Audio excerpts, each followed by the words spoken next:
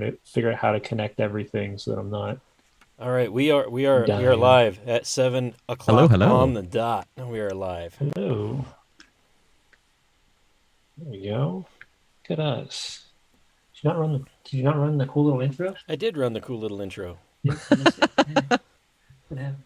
You want me to run it again? I can run it again. No, no, you're good. No, you're good. No, yeah, everybody, welcome back to the tavern. It's been a week. Uh, been getting everything together with the move here, and the one shot that went off 2 weeks ago was just a huge success, an awesome way to just allow us to end our year of developing the Tabletop Misfits. Once again, just a shout out to everybody that did participate or donated. We raised $2,100 for Games to Grow, which was just amazing. So that was a lot of fun. But tonight we're going to talk about music, and who better to get than somebody who literally lives this stuff. You will see him everywhere and anywhere on social media, making crazy parodies or giving away free music. But I'm kind of curious his thought process on what music helps with, what it can do for your games to kind of enhance your games, which is what this Tavern Talk is all about. So before I just continue to blabber on all day long, I'm going to hand this off over to Weston so he can kind of give his little elevator pitch. Hey, everybody. My name is Weston.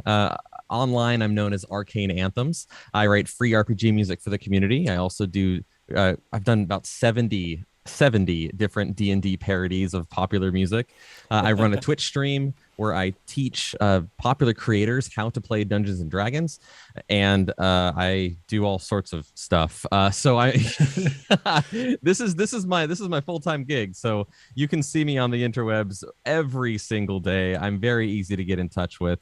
Shoot me a DM and I'll probably respond to you in like 30 minutes. Like I am very, very maybe too addicted to my phone, but I love what I get to do. This community has brought so much to me, and I'm very, very honored to be here today. I'm looking forward to chatting. I love talking about Dungeons and Dragons. I love talking about music.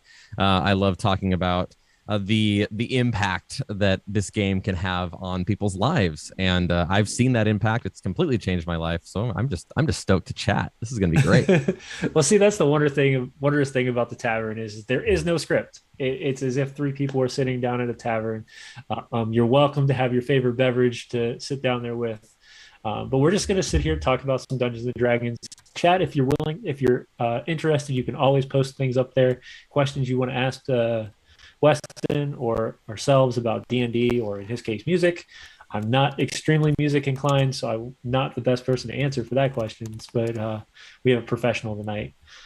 So before we go off, of course, we're going to ask the main questions that I pretty much ask everybody when they come on the show. One is, how long have you been playing Dungeons and Dragons? When did you start? And when did you become a dungeon master? When did you take on that mantle? Good questions. So compared to a lot of people in the community, I'm fairly new. I started in 2015. Is when I started playing Dungeons and Dragons. I was inspired by Critical Role because everything kind of blew my mind. And here's the thing is when I was scrolling through Imager at the time, just kind of looking at random posts people have done and different things, and I saw this post saying that these voice actors were playing Dungeons and Dragons, and I was like, man, Dungeons and Dragons, that sounds so nerdy. I would never do that. I legitimately thought that to myself. I would never do that. But then the voice acting part, I was really kind of interested in. I had done some classes on commercial acting and had done some voice work, so that sounded fun to me. I've done like acting in high school and stuff. So I actually scrolled past it, and then I thought to myself, and I scrolled back, and I clicked it. and now I'm here making D&D music full time. I actually after that I became totally just enthralled at the idea of D&D. Luckily, right around that same time, I had also met up with a group of my friends who were getting really into board gaming, and like we're in a huge board game renaissance right now, right? Yeah. So many amazing board games are out. Oh God, and yeah. are being developed.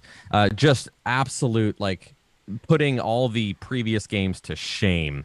Just the amount of games that we have now are absolutely fantastic. So they were kind of doing that, and they were getting together like almost nightly to do these things for different reasons, because they live fairly close to each other, and I would pal around with them. And then I brought up the idea of D&D, and they're like, "What?" Like there was so much trepidation in that room. They were like, "There's no way we're ever going to do this." So I tricked them. So I tricked them. I got a game called Mice and Mystics. Have you heard of it before? Yeah. I've heard of it. Mice and Mystics, phenomenal game. So much fun, super cute. And it's essentially an RPG in a box, right? Yeah. So I treated that game as if I was the dungeon master for that game. That game has no dungeon master, but they didn't know that. Right. So I treated it like they were going through an adventure. And and we had dice and we rolled all this stuff. And after a couple weeks of playing this game and kind of going through this campaign, they were like, "Okay, Weston, like let's give this a shot." So my first experience with Dungeons and Dragons was as a dungeon master, running people through a homebrew campaign, and we are on the very last episode now of that 6-year campaign. With those same people, which is really cool to be at that point. So being a dungeon master was the default for me, because nobody else knew how to do it, and neither did I. You know, but I had been in a rock band for a long time. Being a front man is something that's like kind of very natural to me. Again, I had done plays. I was good in front of people. I was good at storytelling. So I kind of fell into that role. That's how it all started. So you're wrapping up a campaign. What level are they wrapping up at? They're wrapping up at 13. We started nice age campaign. Oh yeah, this is very very like deliberate. We started using the XP system, and I've since transferred over to Milestone just because it makes way more sense. It just makes way more sense. No, I 100% agree. Yeah, I haven't used XP, and since I was like, you know what, it's just point at the story has to hit, because otherwise I'm just giving random monsters extra stuff just so that it's fun for the players. And I'm just like, there has to be something. There has to be more of a reason to give somebody this kind of extra power. Yeah, So it's all about story for me. Like, why? Like, have you been training? Have you been, like giving them a reason to gain extra abilities and making it feel earned? Because just killing monsters, like, oh, now I can shoot fire. Like, that doesn't make any sense. Like, that what? Like, what do you mean? Like, you just I mean, maybe you were fighting a fire monster, so you kind of pulled some. I don't know, but adding that story element to Milestone, we did switch things up. And if I were to run a campaign in the future, I'd definitely have them level up faster. But this was the first campaign I had ever ran, again 6 years ago. So we kind of went with what was going on. But it's been really fulfilling. We've gained a couple members. We've lost a couple members just due to life, But there are some people who have been playing in the same campaign. So I think 3 of them, have been playing since awesome. 2015. So a lot of fun. That's impressive too. I don't have many of those games anymore, personally. Yeah, I've had a few in my life, basically. That's what I'm saying. It's like now I have an ongoing group that I've played with for the last couple of years, probably. And then of course a lot of the players that I'm playing with on stream now, we 2 of them started with games before we even launched the stream, but we started I think 2018 in that first adventure with those players, and then we've never stopped playing after that. But cool. Otherwise I was bouncing around GMing for random people or playing in random games. I didn't have anything set in stone. Sure. So yeah. And I personally, I think that's awesome. A great thing to have, is like having a very like wide berth of different people who can then who you can kind of feed off of and figure out and play around. Like having different players at your table is very important to becoming a good DM. And playing at other people's tables, that's the other thing that you can do. Absolutely. So let's talk about music for a second. When did you start using music in your games? Like right off the bat? Right off the bat. I started using music in our games when we were still playing Mice and Mystics. Like that was that well, I mean, I'm a musician. Like this is I've always felt very strongly about having music and using that to enhance gameplay. Now, I have ADHD, so something actually that helps me focus on the game is the right type of music, because otherwise I start to get very anxious if I don't have something that my brain can kind of fall back to and kind of relax itself with. So for me, it was like survival was having that music. But yeah, I've been using music ever since before I started playing D&D. And I just view it as like there's a reason that there's music in movies. There's a reason that there's music in video games. And it doesn't mean that every song is going to be right to use whenever you want. It has to be the right style of music, and it has to be at the proper times, right? And that's something, and for some groups, so some people have auditory problems and, you know, disabilities and things like that. Like, obviously there are times when music is not appropriate to use. But I think in the majority of games, it will enhance your gaming experience for sure. And I've seen that over and over again. I've seen the difference in the games when I had music, and I've seen the difference in the games when I haven't. So yeah. So can you tell us a little bit of like strategy, a little bit about how do you get a playlist together and just throw it up? Do you kind of use your playlist and have it up on your computer and switch as you go in and out of combat? What do you do to kind of make it fit, right? Yeah. I know that it can be very intimidating for a lot of people to use music in their games. It's because it's like one more thing to have to worry about, right? Yeah. I tell people to keep it very simple. When you're starting to use music, have two playlists. One out of combat and one in combat. And that's it. Like that's all you need to start with. There are some great games that have really good music, in my opinion, as examples of that. One of them is Darkest Dungeon. I don't know if you've played Darkest Dungeon. Great video game. But the village music in that game is perfect for like every scenario. They did such a good job. And then like it contrasts so well with their battle music. So I always tell people, if you want to get started using music in your games, create one playlist of soft, semi-tense music that is your out of combat playlist. And then one that is in combat, and that can be fun and upbeat and intense and all those things. Yeah. So I always say start there. Now, in addition to that, I always encourage people to use a voice assistant. I mean, you have those two playlists. You might have them on Spotify, you might have them on YouTube, you might have them on Apple Music, you might have them wherever. Right. But there are usually assistants that are tied to those things, right? So for me, I just say, hey, and then whatever, and then I say play this, and then it's not something I have to touch; it's just something I have to say, and then it starts to play, and that's easy. Like I can do that while I'm getting people to roll initiative. Just use the tools that are available to us now, right? And it makes it so easy to do that. And with DMs, I usually encourage them to have like either their Bluetooth speaker next to them, next to the DM.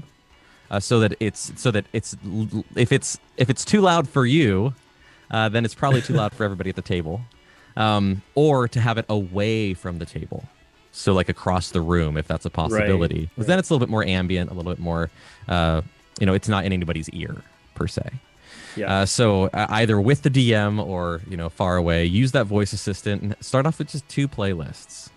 Now for streaming, I have a whole nother setup. But what do you both think of that? Is that something that seems reasonable? That seems doable. I think it's simple and very useful for just somebody in your back. If you're at the kitchen table or whatnot, playing with your friends.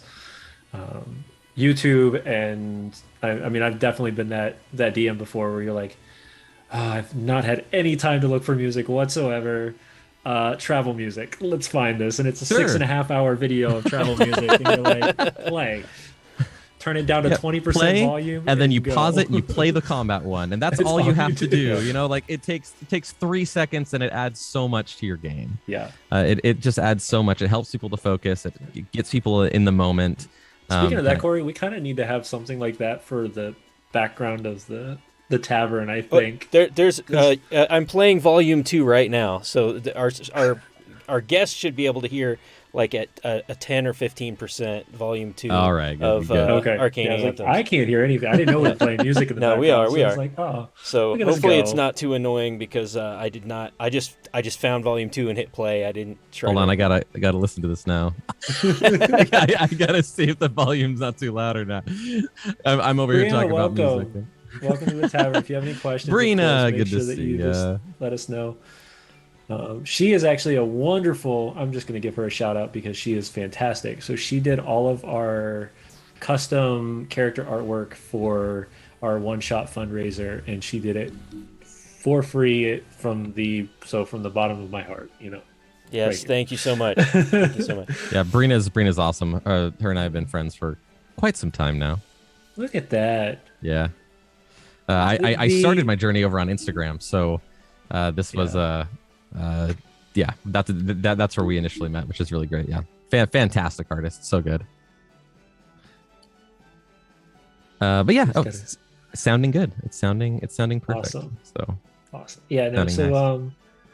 yeah, so you started with Mice and Mystics, which is great. I love the just whimsical. Had to trick him.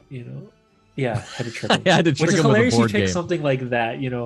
I'm guessing you weren't like 10 years old when you were doing this, so picking something that's very childlike and innocent, I would say, is the best way to put something like that. But I mean, you are mice murdering rats. Like there's I it depends on how you liven it up. I mean, you can slay a rat and it can spew out candy. I mean, oh, these rats were not spewing out candy. This was I was using some good descriptive words. Turning into Stephen King of Mice and Mystics.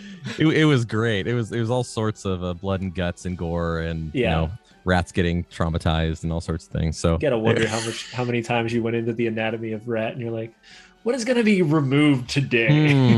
Yes, excellent. How many limbs will this one have? But it was a really fantastic primer.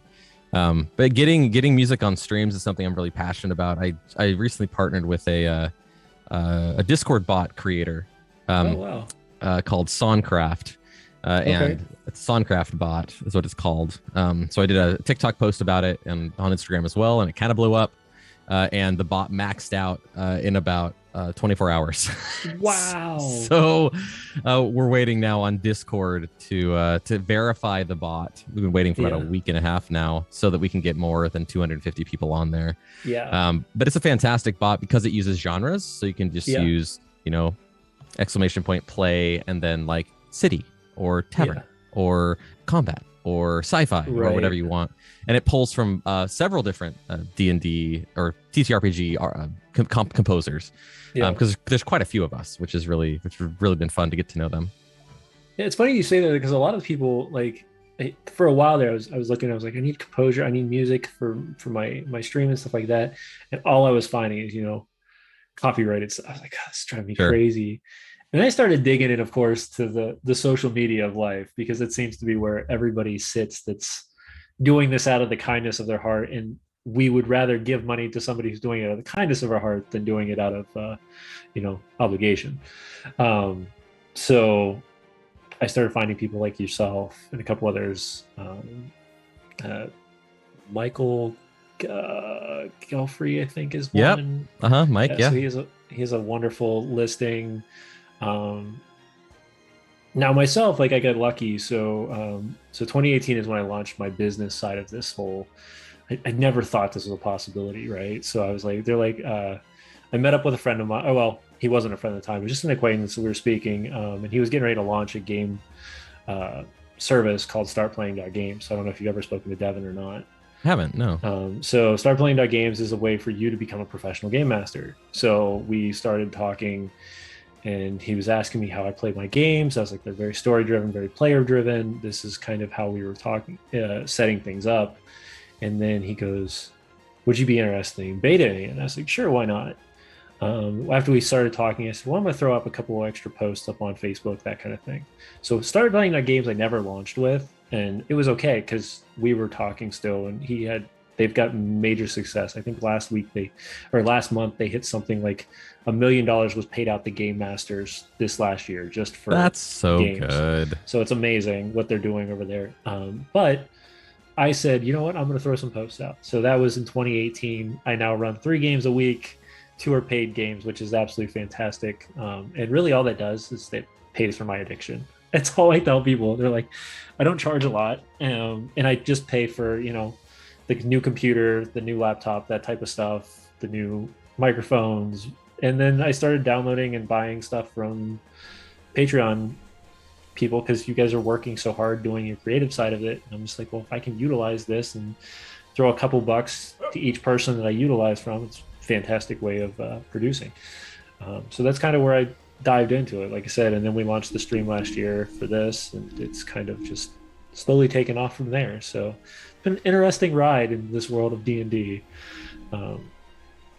Well, that's exactly like the hope for any creator. Like the whole reason, the whole driving force behind this was I wanted, and I think many of the creators here wanted to give resources to people like yourself who are wanting to, like level up their content and like make it better. And that's what this community does so well. I mean, I initially started following Printable Heroes on Patreon. One of my favorite creators over there just does the most amazing work. I bought like a silhouette cutter machine, like an automatic cutter, because it impacted my game so much, and I saw the difference. Like there's a big difference. Like there's several different neutral party on there, Z and Pex. Yeah, Peck and C's or yeah. I know what you're talking. Yeah, so many amazing map makers and mini makers, and I wanted to join that community of D&D creators just because I admired their work so much. Yeah, I started diving into it because I bought an Incarnate subscription. I started building my own maps, and I was like, if I'm gonna run games or I'm gonna build stuff for Game Mass, I don't know which direction to take it. And then I just dove into the idea of, I'm just going to run really good games for people to have amazing experiences with. The problem with that is that it doesn't pay as well, but it's still something fun to do. And over time, maybe that'll change. But as of right now, this is where we're at with it. And I'm okay with that. Tailspire is fun. Oh God. Don't get us started. Oh man, we'll go down that rabbit hole. Talk about oh God. So with 3 brilliant DMs here, I have to ask, you could get a brand spanking new DM one piece of advice, what would it be? Build your story around your players. I think would be the best piece of advice I could give them. Listen to your players. If you build the world around them and you build the story around them that they are the fated heroes of this world, like they're gonna have an amazing time. Like they're going to, if the people that they are meeting and interacting with are people in their backstories, their cousins and their old mentors, and like if you're tying in their characters deep in the world and deep in the adventure, then they're gonna be personally invested. They're gonna want to come back. I mean that would be mine, but. Yeah, I'm gonna tag on to that. Yes, and it's me. I lied. I'm sorry. Yes, and don't be afraid to take some things away from the players. Don't be afraid to cause loss, because I think that if there's no sense of loss, no sense of drama, no sense of don't be afraid of that. It's okay if somebody goes down in combat and they have to figure out how to save their life, or even if they die and they have to figure out how to bring them back, or if they even want to come back, and it's okay for those things to happen, but don't let the dice do it, I guess is my I tell all my players, and Brina has watched my streams where I've killed my guests live on stream. That's beautiful. That's beautiful. Are you talking like, hold up, are you talking like full blown dead, or are we talking like they've dropped? Yeah. No, I mean I've knocked out tons of them, but I knock out people all the time. It's hilarious. Well, I before we go on stream, I always tell them, is everybody okay? Because the idea here is that the world is dangerous, bad things happen. Yep. and the dice are kind of going to tell us like when bad things happen and when they're not going to happen. Like Yeah. that's what the dice's job is, and it's our job to take that information and turn it into a compelling story. And so far, I haven't had any complaints. There you Everybody's had go. a great time because you're completely right. Like the idea of becoming a hero and never facing difficulty and never facing You're no longer a casualty hero, you're is immoral. You're impossible. boring. Yeah, Yeah. that's Yeah. yeah. You have to endure suffering. You have to overcome the odds. Yeah. Yeah, that's a great tip. What about you there, James? Hmm? Let's see. You picked two really good ones, I'll One admit piece. there. You get one piece of advice. Like, They said. one piece of advice, build with your players. So when you're starting, especially as a brand new game master, you want to make sure that you are building the entirety of the thing with the player. So don't let your players build their characters and then come to the table. Hmm. You want to make sure that you're with your players through the entire process. And what that does is that allows you guys to make sure that the story is not only going to be compelling to your players, but it's going to make sense to why they're together and to what those threads and the story might tie things together. Because a lot of times you get players who want to go do their own separate thing. You as the game master, one of the main focuses you have to do is how do you get them to focus on one task and allow that to still mean something for each of your players. So the loss and the challenges and the suffering helps to provide the meaningful experience and shouldn't be something to fear. No, I Yep. completely agree. Yep. Absolutely. Now, at the same time, make sure that's the type of campaign your players want to play. Right. You know, like if they're Yeah. wanting to play a game where they're having like, basically a power fantasy, and that's what they want out of D&D, and they want to Yeah. just roll big numbers and like beat demons and beasts, and great, like that can be good fun. But make sure that you and your players are going to have a very similar kind of fun. You know, Yeah. that those expectations there are very similar from both sides of the table. You know that your players are having a good time in this whatever world that you build, whether it's silly or whether it's serious or whatever it might be. Yeah. That changes everything. It does. Yeah, It so does. the And I think Diablo that, style, just real quick on Brina's, so the Diablo style gameplay, um, really can be both sides. So either you can be epic, like you can be throwing huge numbers and really strong characters and all that stuff, but that also means that the monsters that they're fighting is going to be real strong and epic, and it's going to be gritty. And in all honesty, that's a lot of fun in a lot of people's cases because you have those highs and lows. And if you really want to do something, and give you a neat little tip that you can play around with is cut their cut the monster's health in half and increase their damage. That way, they're if the combat's going to go fast, but it's going to be either ups or downs depending on what that dice is, and it's going to hurt. yeah, going back to what Weston was saying about the type of things your players want. I mean, I played with a group for a decade, and they wanted to fight the next big fight, and that was it, right? It was like fight, fight, fight.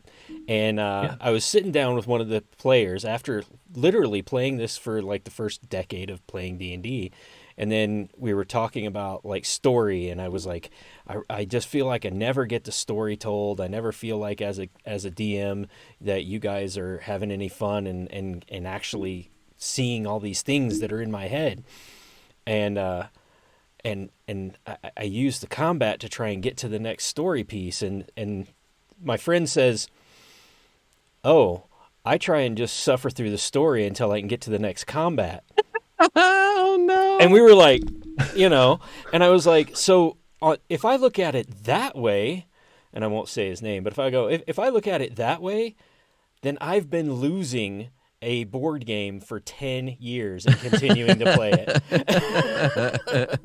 yeah. So that's when you throw those nice little curveballs. Like, okay, so the next monster you're going to fight, yeah, it's going to be great, but your brother that you've been talking about the entire last 6 months, he's got him by the neck and the blade is at his throat. Like, come on, let's see you play a little differently. There's not going to be as much of a combat as you now got to figure out how you're going to save your brother from dying.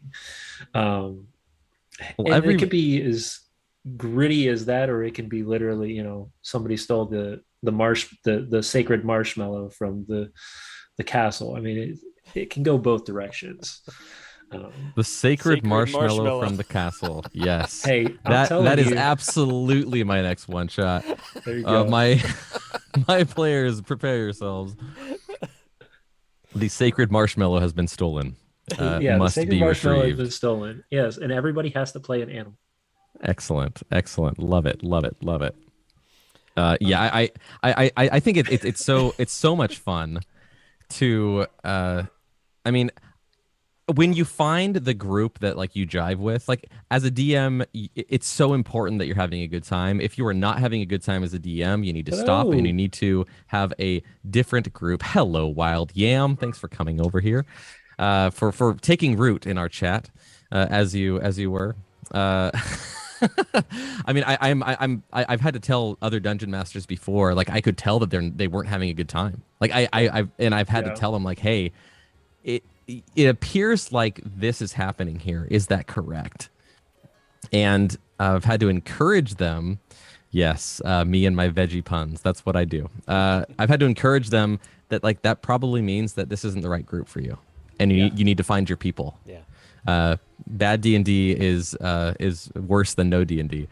So it's important as a DM, if you are not having fun, that you communicate or you change things up. And you find your players who are going to play in the type of game that you want to DM. That's so important. I can't stress that enough. I mean, we're probably all very privileged now to be in the community and to be able to kind of pick and choose the people we want to play with, right? Yeah. I mean, I guess playing games for complete strangers, you have a very unique perspective on what that looks like. Yeah. If you've been DMing online for a long time. Yes, I've been DMing for 3 years, three different games. One of it being my first, well, that wasn't my first ever, but it was my second full-blown evil campaign, and that was interesting. It's we're now a year in on that one, and they just hit level 8, and they're They made it definitely that far, huh? That's yeah. impressive. So Well, I they're in the middle so of nowhere in a jungle. I mean, it's hard to. yeah, no, Oh, so true, Urban true, true. society. they're playing through Tomb of Annihilation, and the idea is whatever's inside the tomb Okay. they want to have rather than to destroy. To destroy. Okay, that because I was like, usually evil campaigns don't last very long. Like they do some bad stuff, people come after them, and Oh my it's over. goodness. Like so that was the main conversation we had right at the show at the beginning. I talked about this on another show before, but this is definitely something that you have to think about. And I told them, I said, you're evil, not stupid. Like Sure, sure, sure. if you do something at level 1 that's going to get you thrown in jail and killed, that's on you. I can't help you with that. They sprung their first so they played neutral, just chill for about 3, 4 levels, and they were in the middle of the jungle. They ran into a group of uh, the flaming fist fire branded soldiers that are cleansing the jungle in the Tomb of Annihilation, and they were fighting against zombies. So they went and they rescued the guys. They killed off everybody. There was only one veteran left. He was at half health. He'd been hit quite a few times. And they're like, "Hey, so where's your where can we go to rest, recoup?" Um, he gave them coordinates of everywhere they were gonna go, and then all of a sudden they're like, "I'm gonna stab him in the back," and I was like, Oh, "Excuse me?" They're like, "Oh yeah, no, it's going down." So the four of them just ganged pound up on grounded that this one man, vet. Oh and he was man. the last one, and then all of a sudden it was like, "Oh, you guys are playing evil the right way, like very subtle, very out of the blue." But when they're in town, they're clean. They don't do Yep. anything crazy. We have a necromancer that literally has an entire crew of skeletons walking around in full hobo gear look so that they can't be fully described as skeletons when walking around. I mean, they're smart players. That's awesome. Um, That's great. Mind you, they're all NASA engineers out of California. Like stupid smart. Like I'm not even kidding. It was amazing players. I've never played with that type of person in my life, but I have such a fun time And now they all can speak to their own higher ups. So like one of them is talking to a Sararak himself. One of them is talking to the Gilthus tree. One of them talks to Imix, the prince of elemental fire. So once we hit level 7, I told them, I said, not only are you guys now going to have to deal with the evil of the area, now you guys are going to start dealing with yourselves, because all of the people you're speaking to all have their own agenda, and now they're going to start playing against each other. And they're like, yeah, we're good with this. I was like,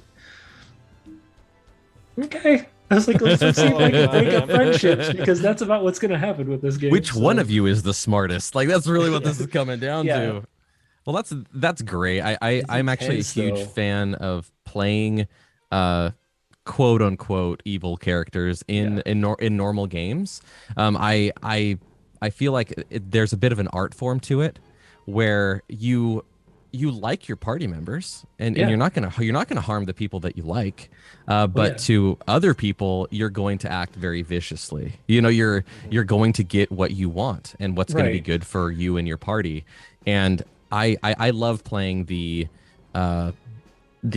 terrifyingly clever, wizard or rogue. Or I think that intelligence is a stat that's like kind of not ignored in 5e, but is discounted a little bit in 5e. Yeah, unless you're a wizard, and then you use it for everything.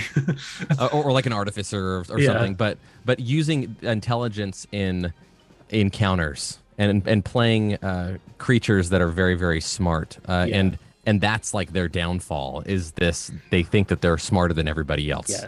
That's for me, that's a very fun player to player characters to create. I love playing the smart people. Some people love playing the himbos and like the big, the big dopes, and they just love hitting stuff. And some people can play that really, really well.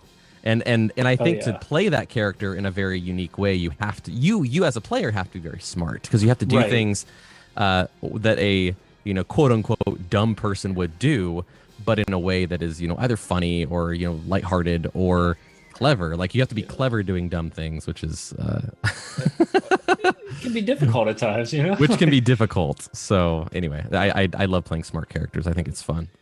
Brina, for an extra tip, and this is something I share a lot of times, there's an amazing book out there. If you haven't read it yet, it really opens up your eyes to encounters, to understanding creatures and monsters in the world. It's called The Monsters Know What They're Doing by Keith Amon. If you haven't read it, look, he's got it right there. I have it in digital form. I'm hoping to get it for Christmas in hardback. I really want it. But yeah, thank you very much for the follow. Amazing book. Yeah, it helps you to look at creatures in a completely different way. And it really changes. It makes encounters more enjoyable for you as a DM, and also 100%. For your players, because they don't steamroll everything all the time, and they have to think about, oh man, these creatures are outsmarting me right now. Yeah. So you mentioned playing wizards and artificers. What is your favorite class to play, and why? And Battlemaster Fighter. Battlemaster Fighter. All right. Yeah. Because they're like the smart fighters. Like, that's, oh god, yeah, they're so much fun. I think that maneuvers superiority die should be a standard for any fighter. I think that that's how fighters should be played. They should have maneuvers like all the time, because that makes combat so much fun. And you can even being able to use those maneuvers out of combat is really, really cool. Playing again the smart fighter, the tactical fighter, using those maneuvers, I think, is an absolute blast, because it keeps you on your toes and it keeps you engaged in combat in 5e. So I love that class. I absolutely adore that class. Battlemaster Fighters are just chef's kiss. Well, I love the way they designed the Battlemaster. It's so much fun. I got really into the Blood Hunter for a while, because I was like, these have so much little tough class twists thing. I was like, oh, they're so wicked. They are. I'll say I like the Mastermind Rogue as sure, as a rogue variant. It's good. It's good. Yeah. College of Whisper. We're picking the weird, like the ones that most people don't hear about, but I love them. They're so much fun. The College of Whispers bard is just wicked evil because he's got all these abilities that allow you to create dissonance in social situations. And if people play it right, you're whispering in the guy's ear, like, hey, guess what? He's checking out your girl. Huh? And then the bar fight starts, and then you're going to walk around and you're going to take what you need to take and walk out the door. These are the things that happen. The one class, yet again, that everybody doesn't like, I'm really not a big fan of, but they've done a lot of homebrew has been done on the class to make it much better, in my opinion, is the Ranger. I feel that it's too focused.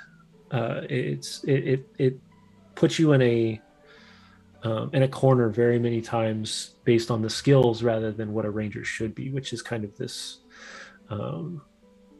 understanding of like scout-like character, in my opinion, compared to the way we have it designed. Yeah, everybody has other opinions. I do think that the ranger should be a little bit more. I mean, for me, even traditionally, I feel like rangers should be a little bit better rounded. Like they should be the class to take when you're not quite sure what's going to happen. Like they should be able to do a little bit of everything all the time. Like they should have some spell casting, they should have some healing, they should have some wilderness type abilities, they should have some knowledge with like different types of weaponry. I feel like like you were saying, the ranger class, it was just too specific. Like, no, you are only good in the desert. Like what? Like what? Like what do you mean? Like that shouldn't be what a ranger is. It should be, okay, these people have been everywhere, and so they have a lot of or a little bit of experience, but with everything. And I think the rogue kind of took that from that jack of all trades. I think should actually be much more ranger focused. I do agree. Yeah. Actually, I can send it to you on Instagram once we get out of here, but I'll send you it. It's a homebrew done. I think it was done by the dungeon coach, and then he had a whole bunch of other people connect with it.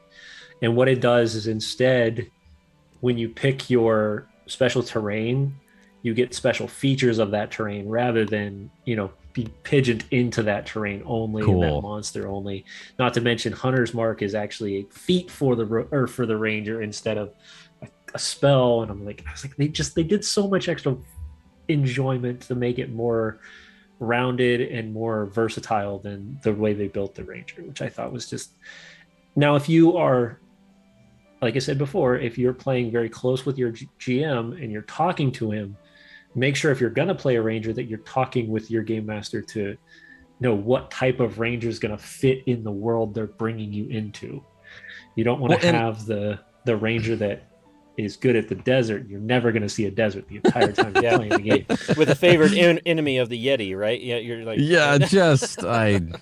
I think that some of like I really like the idea of like how some rangers are built for dealing with crowd control, how some are built for attacking just like big creatures. They're like those aspects I think are really cool, but I just think that they miss the mark when it comes to what a ranger actually is. Because if you play a ranger in a campaign with a good GM, it can be great. Like it can be really, really fun. And because the ranger class has so many story elements to it, but that mechanically are hard to implement, are very like specific. So if they could widen that and make them a little bit more all around, I think it would be a much more interesting class to play. And it could very well be like a great like first class for somebody to play. Because like, I get a little bit of spell casting, and I get a little bit of healing, and I get a little bit of maybe maneuvers, or like you get a little bit of everything. Right. That's just my opinion, but no, I agree. I think I said, I think the ranger should have been more versatile. I have 60 mechanical unicorns as steel defenders. What? We call that Senor Chapas, which is Mr. Sparks in Spanish. I think he meant to say he has 60 centimeter unicorn as a steel defender. Oh yes, that makes way more sense. I was like, you have how many? You have an army of unicorns. Well, is there's what you're always those saying. players that no matter what they fight, they want to bring it into their menagerie, right? And that's Yeah. So yeah, I we had a don't want to kill the conversation with wolves. I want to befriend them and make yeah. them. So we had a conversation with a game master who mostly plays with children, and she's like, yeah, the worst thing you can do is they don't care if they kill the person, but stick them up against a wolf, and they're like, no, we must take it, make it our own. It's like You are animals is friend. where their hearts are. They could stab a bartender and just turn around and walk away, but if the bartender has a fluffy tail and ears, never mind, that's different. Can't kill that thing. Which I is had, why I had you a play really mice and mystics. That's which right, is why I play exactly. Mice and Mystics. Because then you are a pet murdering other pets. It's honestly it's a fantastic game. I really really enjoy it. But yeah, I had a really amazing game last night on stream with a bunch of first time players. It was their first time playing a game of Dungeons and Dragons. We were on stream. We created all their characters, and then we played about a 3-hour game, and it was phenomenal. And I think one of the things that made it phenomenal is that as a DM, I've learned to be a good listener. Yeah. And I think that is one of the highest qualities of a good DM is to listen to when your players are saying things, because your players are going to say things that are so brilliant that Yep. of course, yes, that's exactly what's going to happen. You figured it out. I mean, their ideas for last night's game, know that it's a group world building game. It's not you versus them, it is you with them. And if you are in that synergistic section, one of these brand new players really got into it. He was like, something is I zapped him with some electricity in a mechanical forest, and he started saying, I think my character's feeling really weird from this zap. I think something's happening to him. And you're like, yes. I'm like, absolutely it is. And that other guy got zapped too. So it's starting to happen to both of you now. But that idea of that group storytelling can be so powerful and can take your just takes your game up a notch. Oh yeah. It's one thing to have one person who's a good storyteller, but when you have four, you can tell an amazing story, and you as a DM can always put the brakes on things and say oh, that's an interesting theory. You can always pull it back and change things. Yeah. But listen, be a good listener as a DM. Let your players talk. Put them in situations where they will talk. I had a great system that I got from Monarch Factory, Dale King's Mill. She is an Australian creator, New Zealand creator, D&D person, amazing. And she came up with a system where she uses cards when they're around a campfire, and you draw from a 52 card deck, and depending on the suit and the number, you tell a certain type of story from your backstory. And as these characters start discussing around a campfire, they start coming up with ideas, and you start getting ideas. Just that creativity just starts flowing. So if you can get your players talking to each other, the story is going to benefit tenfold. Yeah. So a lot of times what I'll tell my players is I'm like, hey, I know all your backstories. You've given me the backstory spreadsheet. Your players don't know them. And I prefer you not to hand those out to your players, to your friends. And they're like, well, why? I said, because you want to do this in game. So that way you're giving only what you want to give away as you want to give it away. And it's fun though, because you as a game master then can push that along if you need, or if you want to, because you can point things in specific directions. But when they start talking about their characters, they start telling their story of their childhood, or the first time they've picked up a weapon, that kind of thing, and you're like, okay, you're just sit here for 20 minutes and let you guys chat away. Yeah, take a breather. Yeah. Take we're a always bit of a talking breather. as a game master, always talking. And then you have, like I said, there's days especially in some of my paid games, where all of a sudden I'll go,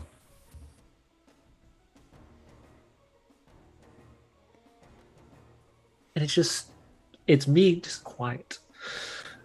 And then all of a sudden I just pick up, or I'll slam a door, or something crazy will happen, which is what I call the knock in the door moments, when things start getting boring after they've stopped talking for so long, and to spike the interest again, and then the tension recreates itself, and it's great. It's good times. That's awesome.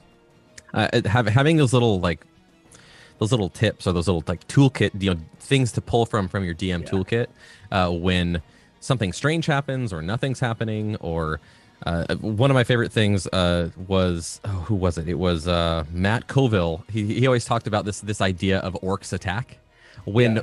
when your players start overthinking things, you have to reset them, and sometimes you can reset them with combat, sometimes you can reset them with a puzzle, you can reset them with Yeah. all sorts of different things, but it's that idea of like, oh, okay, orcs attack, and then once they get Yeah. through that and start giving, like, they start getting their brains back in that decision making mode, then they can decide things much more quickly and much better. Yeah. I call it knocking down the door. But yeah, same That's same great. concept. Yeah. Because it's what you think of, right? So like you're sitting at the tavern, you're BSing with your buddies.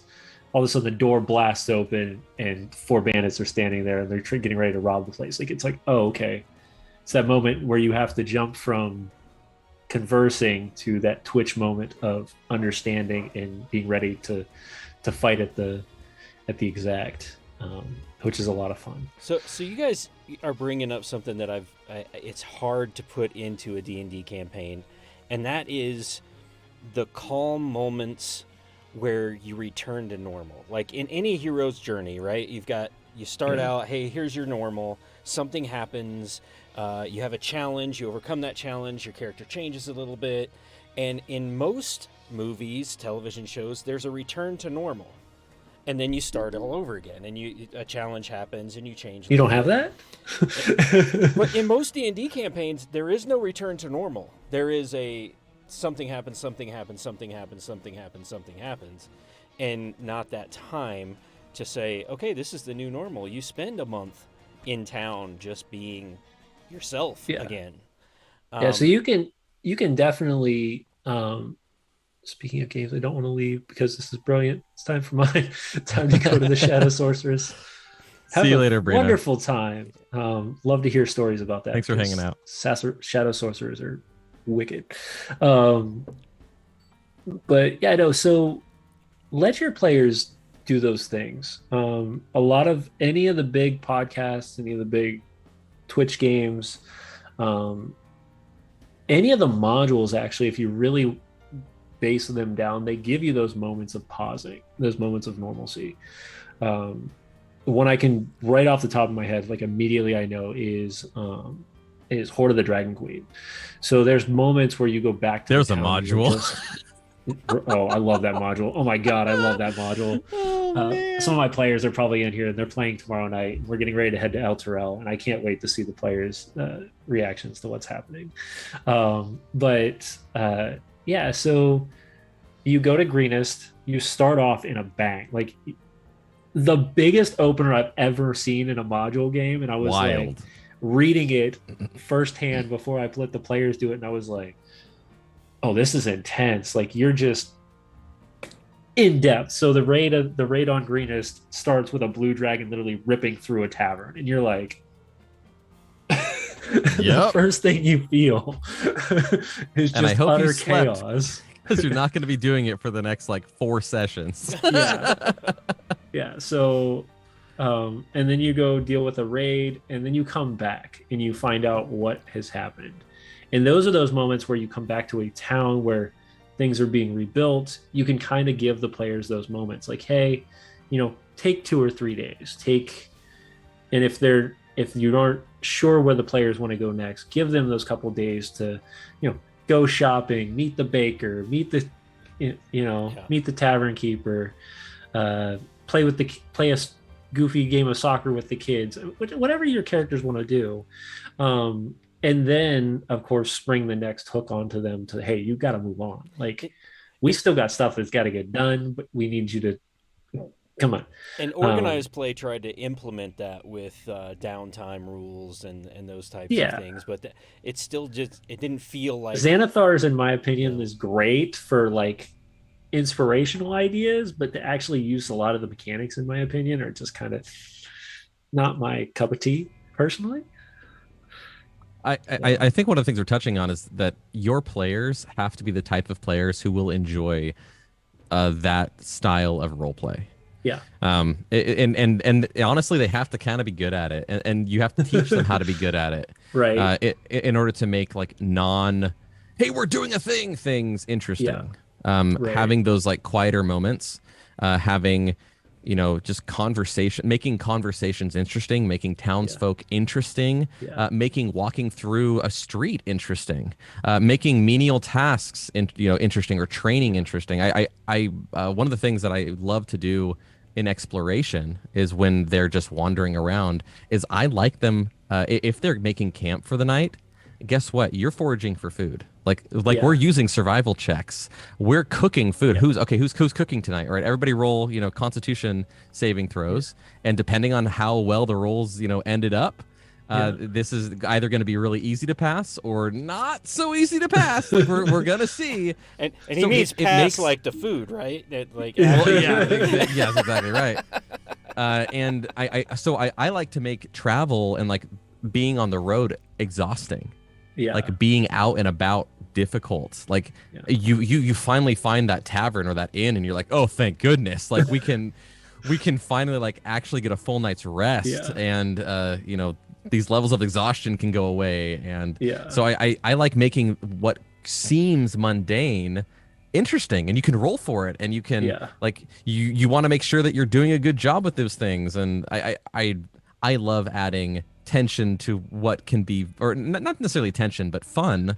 Yeah. Gamifying normal life. Normalcy, right? Yeah. So it, like it, normal things that we just take for speaking of granted. exhaustion, you add that, like, just the fact that you're trying to make it from here to there and it's not easy, with a combat where you, like James was saying, you get brought back from zero. Like, you're laying there, you're making death saves, somebody gives you a healing, and you get up.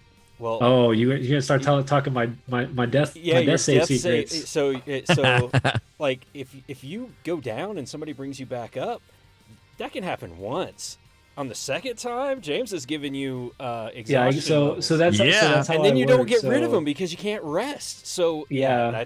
that's awesome. Yeah, so my idea is that so what I hate, there's if you can actually go back, one of our tavern talks is everything about death. That's all we talked about the entire Rad. session. And one of the main things I wanted to solve was the idea of the yo-yo effect for healers. Throw that healing spell on him. Okay, cool. He's up for a Uh-huh. moment. And then he died again. Oh, he's up again. Oh, no, he died again. No, no, no. So the way I do it is the first one you get that freebie. So you get that, okay, hey, he's back up. He's good to go. That second time, well, now you're pushing into, that's starting to pull on you a little more. It wants you for good. Like, come back to me. And then so you keep adding those exhaustion levels to them every time they drop the second, third time. And then they have to do an actual full long rest, not even a short rest, to get any of those exhaustion levels off.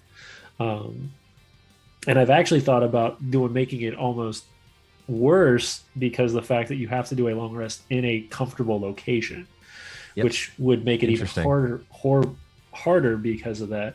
And I have a couple other ideas. Another one is, death saves don't go away until a long rest. So, if you had two death saves Oh, already that have that's failed, brutal. so if you have two death saves That's that are already real that's failed, brutal. and you haven't taken a long rest, Dang. Well, and because the way the death save system works, like yeah, you can, if you get stabbed once while you're down, like You you're got two down. death You're saves. done. you're down two already. Yeah. Like that's Yeah. that's real mean. Yeah. I mean, So good on you if your players enjoy that. That's great. Like that yeah, is wild. yeah. So I play. It depends on the players. It depends on which game I'm playing. Which death tracker I use. The other one is I don't let my players. And a lot of these come from areas where I see the failures of death in whichever playing style that I'm going. Because a lot of times they'll go, "Oh, he's got two more turns. We'll make it. I promise." So I said, "Okay, for you guys, we're taking that away. I rolled death saves, and I don't tell you if they're dead or if they're hit or miss. Oh snap! All I'm going to tell you is what I do normally is I'll describe it. So their breathing starts to slow. The blood is continuing to puddle out of the side of them. Whatever Their skin is going situation white. is. There, yeah, huh? Yeah.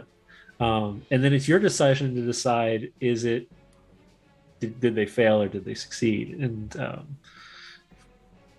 like I don't throw all three of them together. I don't even put two of them together. It's one or the others. But most of the time, yeah, I do it that way so that the players, depending on what they're playing as, is um, their handicap for death. So like if you yo-yo a lot, then I drop the exhaustion level kicks in. If you're always watching and be like, you know what, I'll let him wait, because my biggest thing is if a character drops, especially if they're important to you or important to your party, there should be this frantic change in mentality of that character needs to get up. Like there is no option. Mm-hmm. And then if they're down 2 death saves, if you want a little role play, add a near death experience. So you can say, after the combat's over, don't interrupt combat with it. But after the combat's over, kind of have a character moment where it's like, do you remember when you were unconscious? There was this thing, and give them a little vignette or something about the things they saw, or things about their backstory that are unresolved that they're all of a sudden brought back to the forefront. Good, a great idea. Good stuff to throw in when somebody goes down.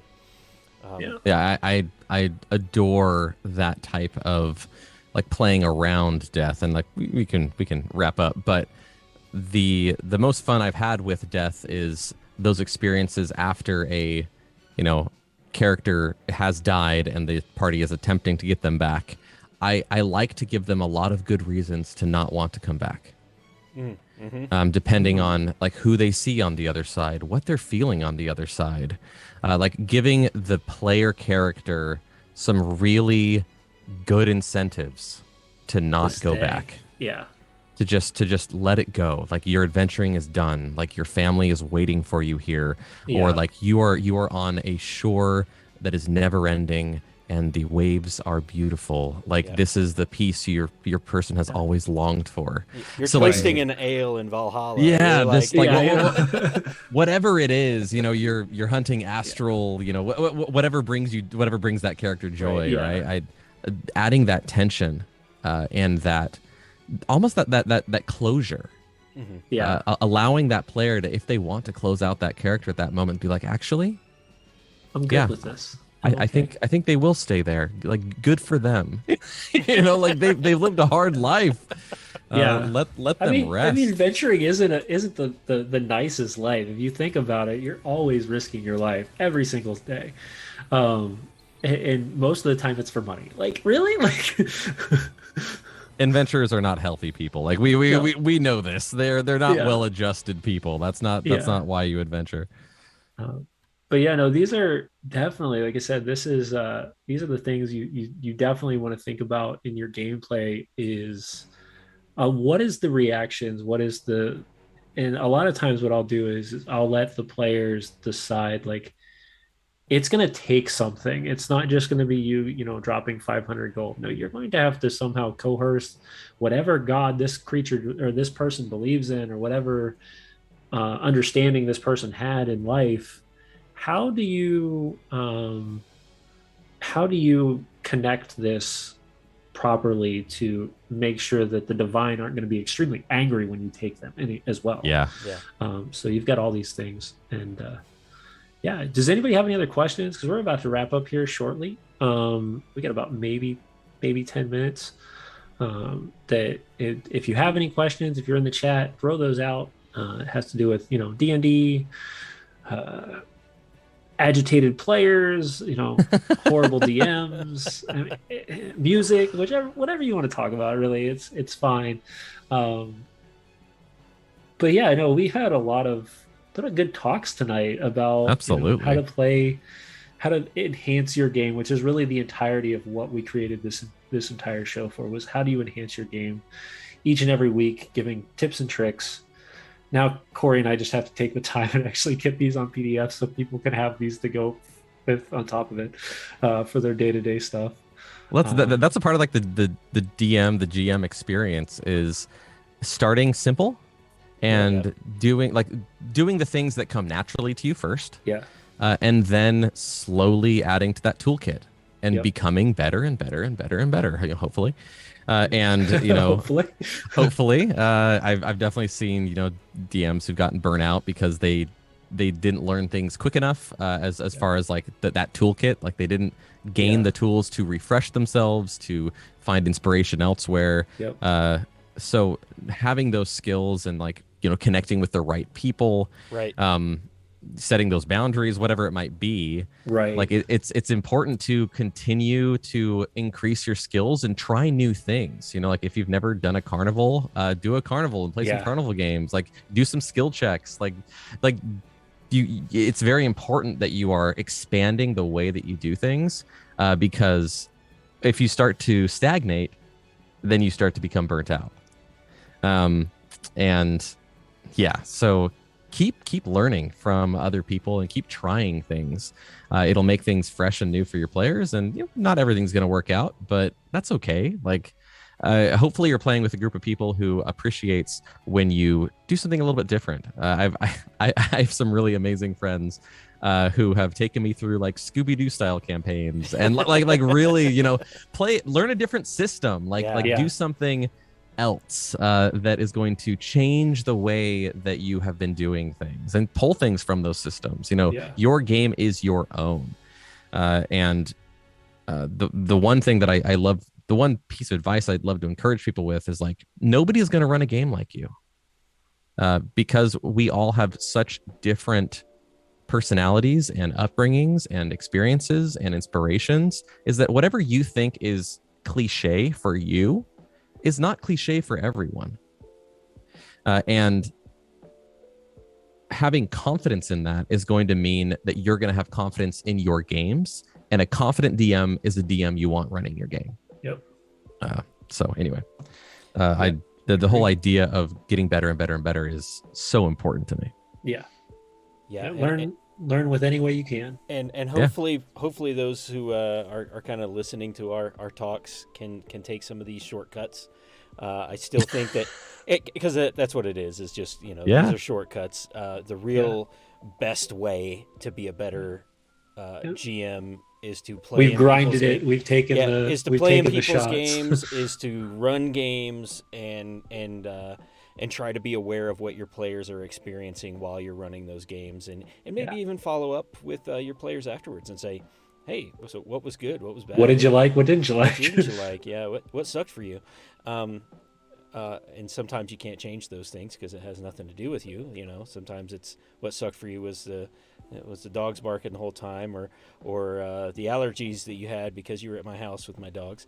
Right. So we can change some things are out of your control. Some of those things are out of your control, other than okay, we won't play at my house anymore.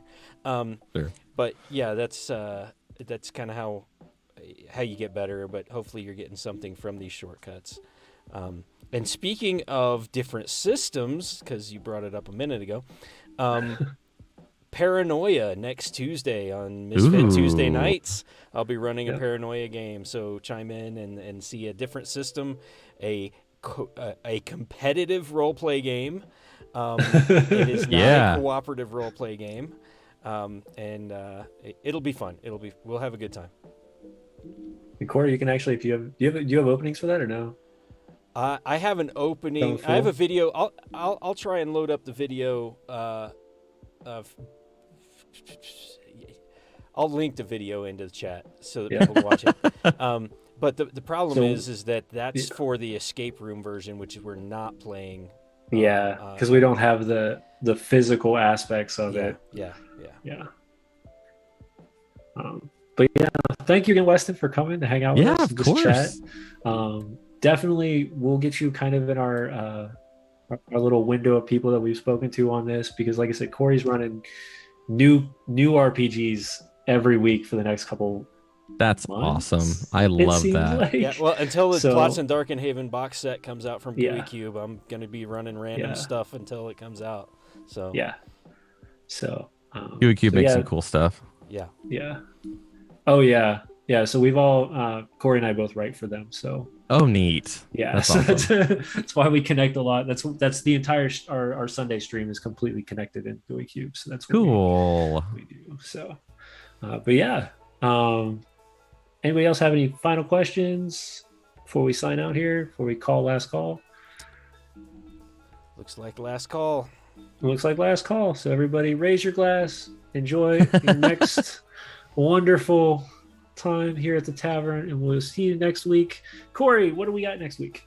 What do we got next week? Wow, you put me on the spot. I sent you this message like 5 minutes ago. You just didn't read it. No excuses. Please hold. Let me look at my calendar here. Next week is Joe Thomas, a fellow DM here local around me. He runs games at the Game Train. Has set up their weekly D&D stuff and runs also runs teen games at the local Game Train, and also asking about 3D printing. He does a lot of 3D printing and whatnot. So we're gonna bug the crap out of him about 3D printing, because that's my next step. Like I've got the minis coming from like 3 Kickstarters finally arriving. So I'm probably on Tavern Talks and a couple other of the shows. As long as I'm not actually playing, you're going to be watching me painting at the same time as I'm trying. So we need to bring a painter on the show, is what you're saying? Is somebody to give us tips on how to paint mins? Oh yeah, definitely, 100%. Oh, I've got lots of friends y'all can talk to. That's for sure. Painting friends, they are fantastic.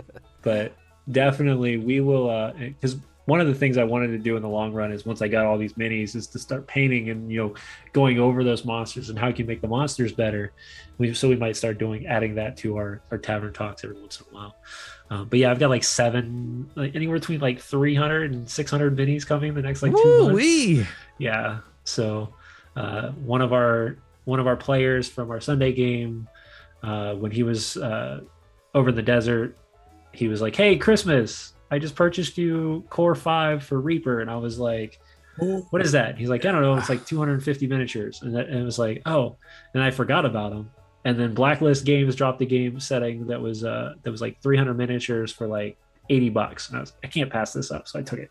And then he literally reached out to me 6 months later, and he goes, "Hey, so your miniatures should be getting there soon." And I was like, "No, Blacklist said they have." He goes, "Oh no, you have Reaper miniatures." I was like, "Oh my God, I've got like so many." And then of course at that same time, COVID happened, so I moved everything online. So I was like, what am I gonna do with all these miniatures? So they're gonna be painted, but we have some cool things that might be coming up in the near future, but those are all secrets. I can't tell, because otherwise my team is going to murder me once again, because that's what they do when I give away too many secrets. He's not a secret keeper, that's for sure. I'm not. I love telling people all the new cool things that we're trying to get working here. So my final pitch tonight is, if you enjoy what we're doing, please think about subscribing. It helps us just continue to grow the organization, to offer tips, to get PDFs done for these. Hopefully we'll have our Patreon launch at the beginning of the year.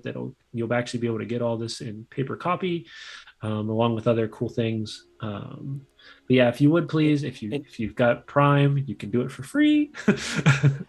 And I'd like to thank all of you guys, because we are now using Zoom, which is a lot easier to do streams instead of Discord. So those subs actually went to something for the stream. They're helping us out.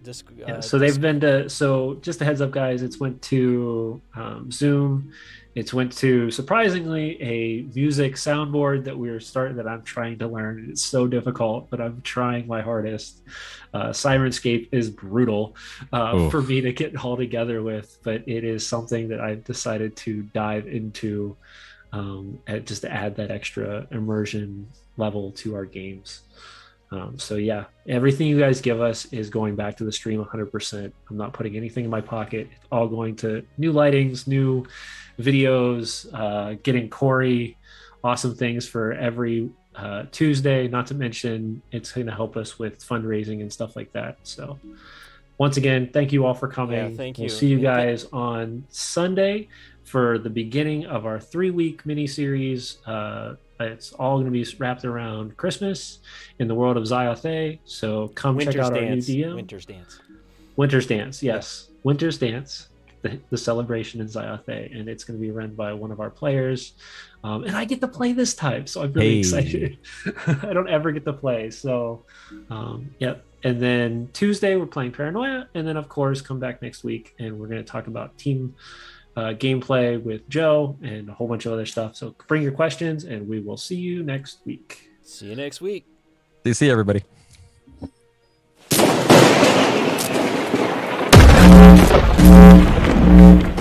Thank you.